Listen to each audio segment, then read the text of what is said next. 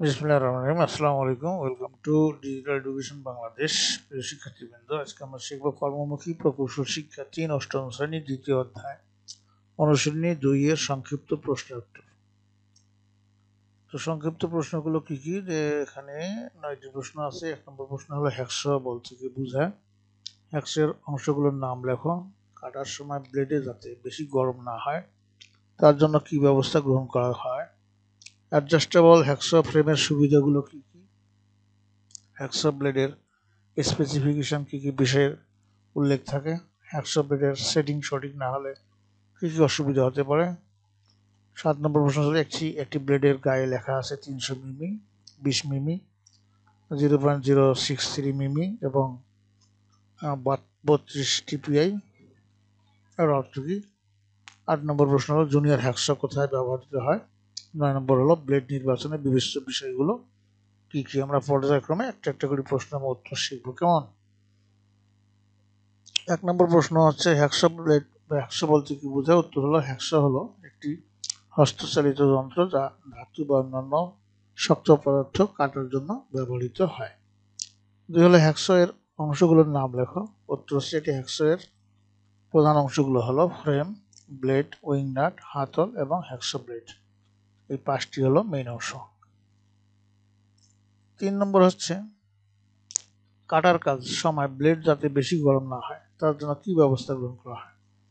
উত্তর হলো কাটার সময় ব্লেড গরম হাওয়া থেকে বাঁচাতে কুল্যান্ট বা কাটিং ফ্লুইড ব্যবহার করা হয়। ৪ নম্বর প্রশ্নে অ্যাডজাস্টেবল হ্যাকসহ ফ্রেমের সুবিধাগুলো কি কি। উত্তর হলো অ্যাডজাস্টেবল হ্যাকসহ ফ্রেমের সুবিধাগুলো হলো ১. ফ্রেমের দৈর্ঘ্য প্রয়োজন মতো বাড়ানো অথবা কমানো যায়। ২ হলো ফ্রেমের দৈর্ঘ্যকে কম বেশি করে যে কোনো দৈর্ঘ্যের ব্লেড আটকানো যায়। ৩ হলো যে কোনো দৈর্ঘ্যের ব্লেড লাগানো যায়।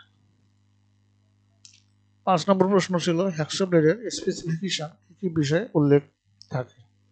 উত্তর হলো হ্যাকসহ ব্লেডের স্পেসিফিকেশনে দৈর্ঘ্য, প্রস্থ, প্রতি ইঞ্চিতে দাঁতের সংখ্যা, এটাকে টিপিআই বিষয়ে উল্লেখ থাকে। ৬ হলো হ্যাকসহ ব্লেডের সেটিং সঠিক না হলে কি কি অসুবিধা হতে পারে। উত্তর হচ্ছে হ্যাকসহ ব্লেডের সেটিং সঠিক না হলে বিভিন্ন ধরনের অসুবিধা হতে পারে, যেমন ব্লেড ভেঙে যেতে পারে, কার্যবস্তু সঠিকভাবে কাটতে না পারা ইত্যাদি অসুবিধা হতে পারে। ৭ নম্বর প্রশ্নে একটি ব্লেডের গায়ে লেখা আছে ৩০০ মিমি, ২৫ মিমি, 0.063 মিমি এবং ৩২ টিপিআই এর অর্থ কী। উত্তর হচ্ছে ব্লেডের গায়ে লেখা ৩০০ মিমি, ২৫ মিমি, এত মিমি এবং এত টিপিআই এর অর্থ হলো ব্লেডটি ৩০০ মিলিমিটার দৈর্ঘ্য, ২৫ মিলিমিটার প্রস্থ এবং 0.063 মিলিমিটার পুরুত্ব এবং একটি ব্লেডের প্রতি ইঞ্চিতে ৩২টি দাঁত আছে। ৮ নম্বর প্রশ্ন জুনিয়র হ্যাকসহ কোথায় ব্যবহৃত হয়। উত্তর হচ্ছে জুনিয়র হ্যাকসহ সাধারণত ছোট ছোট টুকরা বা সরু স্থান থেকে ধাতু, প্লাস্টিক বা অন্যান্য উপকরণ কাটার জন্য ব্যবহৃত হয়।